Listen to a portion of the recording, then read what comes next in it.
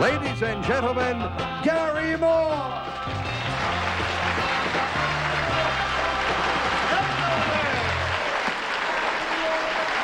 Hi, Bill Wendell. Hello, friends.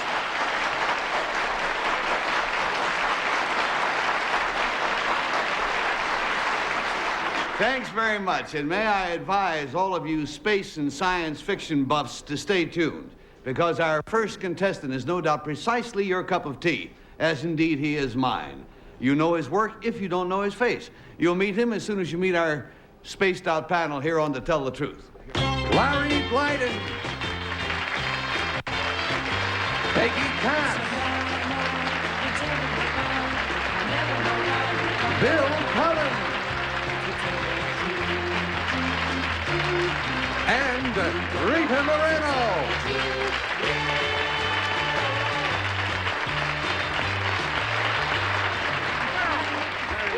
Thank you. Well, we've got an exciting new mix on our panel this week, and a very good one at that. Kitty Carlisle is away this week on her annual tour with the roller derby. And, but we do have our two regulars, Peggy and Bill, the Block and Sully of the panel show set. Plus, we have an irregular regular, the host of What's My Line, Toast to Broadway, you name it, and he's done it superbly, Larry Blyden. Yes.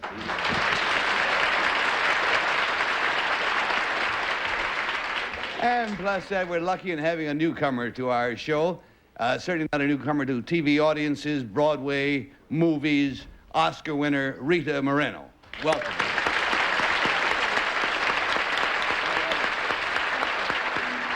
Now, panel, we've got ourselves all sorted out. Pardon? Oh, yeah, she does it every year. Oh, yeah, Kitty's big on the roller Changes her derby, name, yeah. becomes Just Tuffy hikes up the Carlisle. skirts. Tuffy? Tuffy Carlisle, yes. But at the moment, friends, I want you all to stop and look and listen, if you will.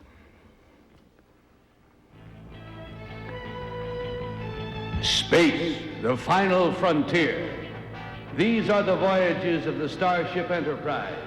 Her 5-year mission to explore strange new worlds, to seek out new civilization, to boldly go where no man has gone before.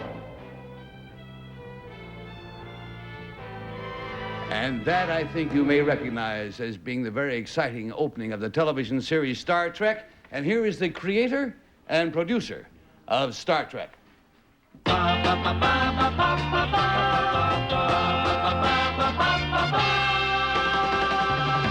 Number one, what is your name, please? My name is Gene Roddenberry. Number two. My name is Gene Roddenberry. Number three. My name is Gene Roddenberry. And your chore panel is to seek out the real Gene Roddenberry, and here is his story. I, Gene Roddenberry, am the creator and producer of Star Trek. I have often referred to it as a wagon train to the stars, life as I imagine it might be in the 23rd century. The voyages of the Starship Enterprise probe the unknown worlds of outer space. Here you see William Shatner as Captain James T. Kirk, Starship Commander. And here is Science Officer Mr. Spock, played by Leonard Nimoy. When Star Trek first aired in 1966, I had no idea of the cult following it would attract. For 4 years, there have been actual conventions of avid Star Trek followers, and in 1975, 2 conventions in New York attracted almost 17,000 fans. Star Trek surpassed the normal limitations of television when it won science fiction's coveted Hugo Award and became the only series ever to have an episode preserved by the Smithsonian Institution. Signed, Gene Roddenberry.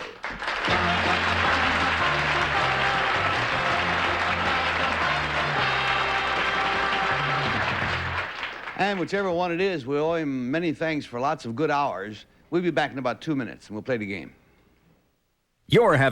We're very fortunate in having across the way from us 3 gentlemen all claiming to be Gene Roddenberry, creator and producer of Star Trek.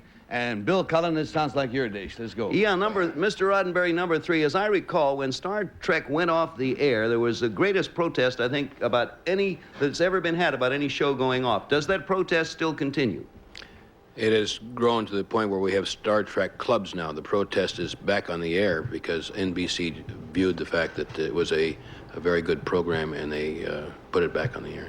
And number one, at these conventions, when in New York, you said they had 17,000 people at a Star Trek convention. What do they do? What do they hope to accomplish at the convention? They meet and discuss the show and see episodes of it being run.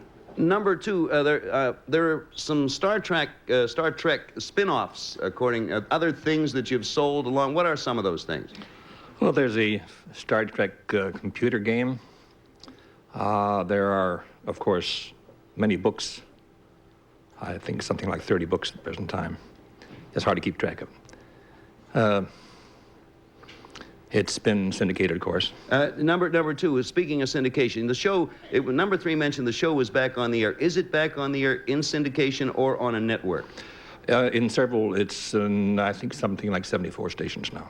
No, number three, would you explain the difference between syndicated television and network television? As long as I brought it up, you I'm sorry about that, Bill. Good question, but we got a buzzer. We're going to go to Rita, please. Number two, did you actually, at the time that the show was taken off the air, did it then go on again in that year? No, it was, there was some lag there. Of course, the protests built up, and it was the following year before it came back on the air. Number one, can you tell me about that lag? How long did it take before it went on the air? About a year before it came back I on. had a feeling you'd say that. Number three, there's something that Leonard Nimoy does other than acting, and let's not get sexual.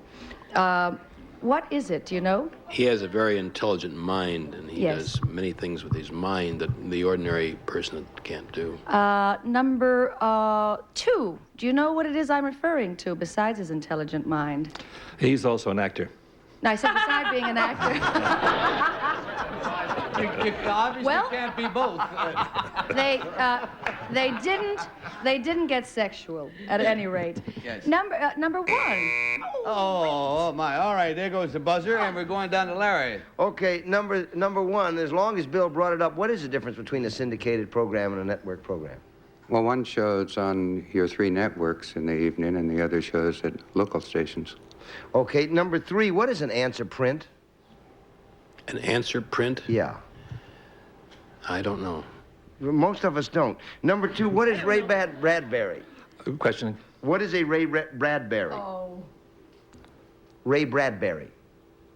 Oh, he was one of the early producers. Okay, number one, do you know what Bill Shatner is doing now?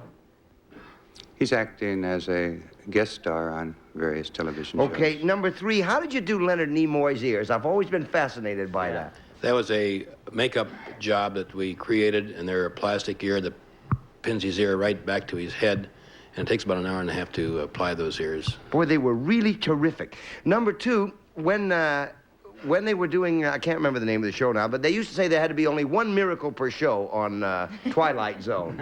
Not 2, but 1. What was the sort of thing that you did on your show that made it, aside from the fact that you were going out in space, what was its special thing? We tried to make it believable. Okay. All right, Peggy Cash, you get last go. Thank you. Number one, who is Isaac? I'm not sure I'm saying this right. Asimov? He's a science fiction writer. What does he do besides write science fiction? Do you He know? lectures. Thank you. Number two, do you know where Leonard Nimoy is from? Question? Where Leonard Nimoy is from? He lives about 60 miles from me. That's a very interesting address.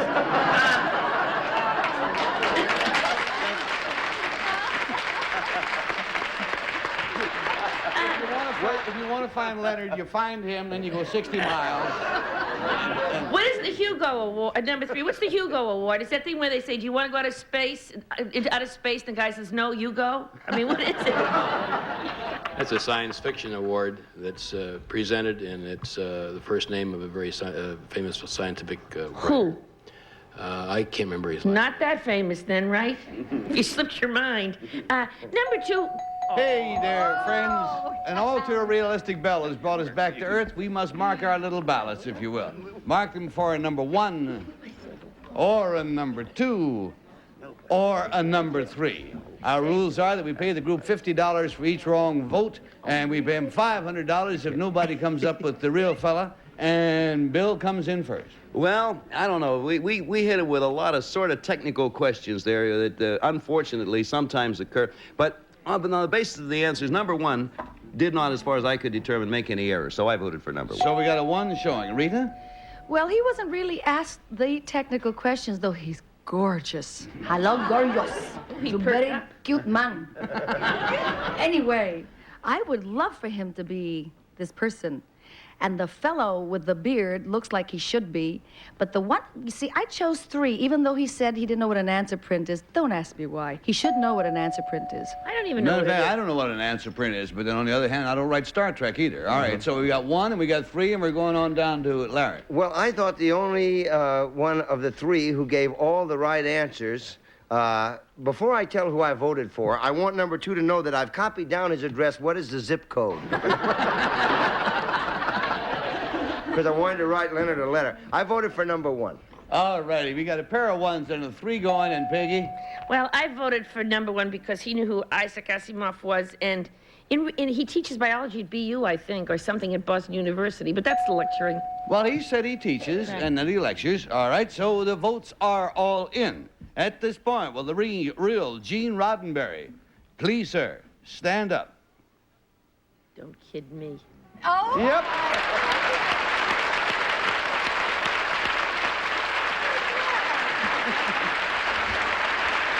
Thank you, Mr. Roddenberry. Let's get down the line and find out about your friends. Number 2, sir, Mr. Nimoy's neighbor. What is your real name, and what do you do? I'm Bill Dodds, and I design machinery for the food industry. Fine. Number 3, want to tell me about you, please? My name is John Kearns. I'm Vice President of Workflow Products. We market office machinery and equipment.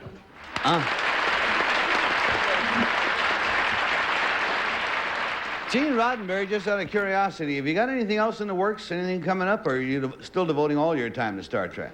No, we've just finished negotiations for a Star Trek motion picture, which we're looking forward to doing. Oh, hey, great. Have been working on other Hope I television can buy shows. the first ticket. I'd love to be there. Thank you, Gene Roddenberry, and thank you, gentlemen, for being with us. Take care.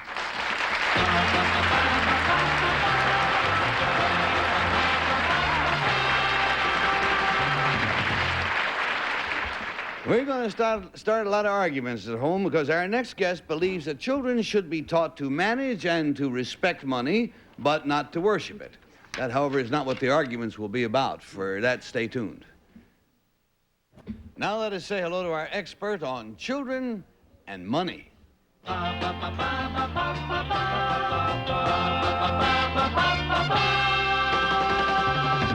Number 1, what is your name, please? My name is Grace Weinstein. Number 2. My name is Grace Weinstein. Number 3. My name is Grace Weinstein. And listen, if you will, to Grace Weinstein's monetary approach to children.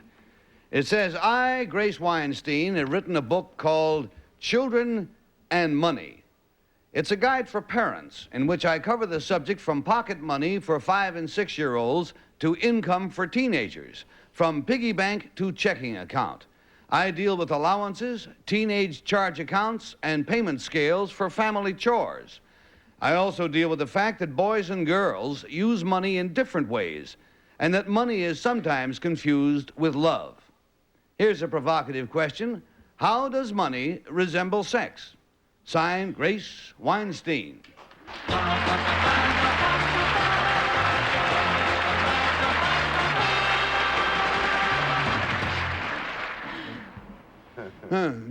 Let's begin the questioning, please, with the star of the Broadway hit, Absurd Person Singular, Mr. Larry Blood. Thank you. Number 1, how does money resemble sex? Sex and money are the 2 most powerful weapons that you can have if you want to use a weapon for whatever you're after. Okay, number 2, what is the relationship between mud pies and money? That's all part of the Freudian psychoanalytic analysis of how we develop attitudes toward money. Okay, number 3, how do they spend money differently, boys and girls, for example? Yesterday or today? Today. in Well, view of the today fact that it's too late. We're going through some changes, but men are less defensive about money. They're more powerful in their stand with money. Women have been taught, you know, their former roles, and now we're making changes with this, we hope. It's slow. Okay, number one, do you agree with that? No. What do you think? I think that women are the practical money spenders, and it shows up in the girls very early, that the girls are the practical spenders. And on, please, to Peggy. Number one, I want to go back to those mud pies. What does making mud pies have to do with learning about money? Number one. Oh, I beg your pardon. You didn't say that. I did too. It just didn't quite get over to that side of the stage. She said it, she didn't hear it. It's a whole Freudian concept which would take far longer than this program would ever give us. Well, just give me a hint on what Freud has ever said about mud pies. It isn't in that. It isn't in that terminology. It's got to do with anal. Okay. Well, hurry quickly on. Number three, how much do you pay people for sweeping the back stairs? You don't. My mother always did, thank God. Why well, don't you were rewarded, but it's not necessarily the way. You shouldn't have money used as a tool. It should be made to respect. You should be respect-worthy, but money should not be used as a tool. But number two, when you get older and you get a job, they pay you for working, so what's wrong with working around the house and getting paid for it when you're little? Because it ties the employer-employee relationship into the family, where it shouldn't be. No kidding. They never would have gotten swept, though. All right, let's get, please, to Bill Cullen. Number two, from your research, given a boy and a girl, a boy and a girl, given the same amount of money and having the same basic requirements for the money, let them, at the end of a given time, say a year, which one would be apt to have saved the more, if any? Number two. I don't think there's any difference. You don't think girls are more? Number one, do you agree with that? Yes. Number three, if I've understood that some young children have investment portfolios. In other words, there are children who have such an urge to invest in, well, tell us about it. Do you know about any children who invest in the stock market? It's marvelous. They have young children coming out and forming their own businesses in America, too. We believe in this. And number two, when a child wants to make an investment, can he do it in his own name or must he go through his parents? If he has money of his own to save or invest, he can do so. Going right up. All right, and to Rita Moreno. Number three, why is it marvelous that children have investment portfolios and so forth? They're gaining valuable experience for the future. We start them very young. Who's we? Parents of America. Oh, I see. Number one, do you agree with that? No. Well, can you tell me how you feel about that? Because a child as a child per se, up to about 15 or 16, can't possibly have enough information to make a proper investment. I agree. Number two, how do you feel about that? Well, there are exceptional children, of course, but for the most part, until they're teenagers, they're not into that kind of thing. I smell a fish. All right. Number one, why is money equated with love or something? What was it that you said? Equated with sex. Oh, no, we went through that one, but it says sometimes confused with love. Why? Because of the rewards? Because if a parent feels guilty that he hasn't done what he should do for the child, there's a very quick example when the father goes away on a trip, he brings back a present because there might be some sort of guilty feeling that he wasn't home with his children. And you... All righty. There are many unanswered or unasked questions, but the bell has rung, making it final. We must mark our ballots, friends, if you will. And who do you think? Is it number one? Is it number two? Or is it number three? I think we're somewhat confused on the panel, but I'm only guessing. Let's go with Larry. Well, it's kind of tough. Everybody is really good, and number one sounded very much like he was into psychology and that sort of thing, but there was something very practical and easy about the way number two answered and about the way she said, because it introduces the employer-employee relationship into the relationship, and so I voted for number two. So we're smack in the middle with the two. Peg. My daddy brought me a present every night, and I loved it. I voted for number one, though. All right, we got one and a two, and we got Bill Cullen. My daddy brought me a present one night. What was that? Peggy. And I loved it. It was fun. I wasn't old enough to know what to do with it, but it sure was fun.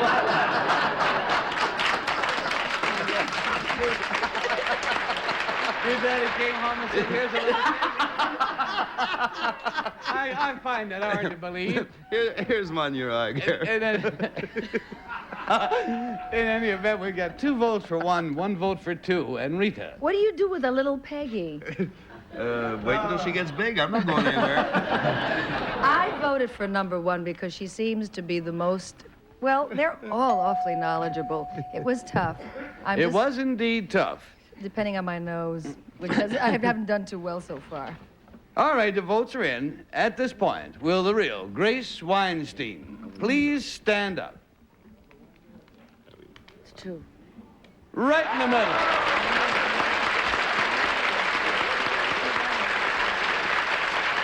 Larry Blyden, right on the note.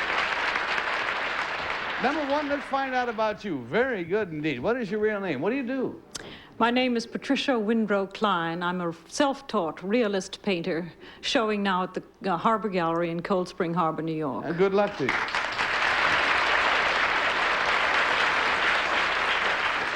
Number 3, delight to have you here. What is your real name? What do you do? I'm Marlene Scherer, and to tell the truth, I'm presently an unemployed real estate salesperson and beauty and skin consultant. Ah, there. I don't know if it's possible for me to recommend the book or not, but I do recommend it. It's got the answers to a lot of puzzling questions. Thank you very much, Grace Weinstein, and thank you, ladies. Take care.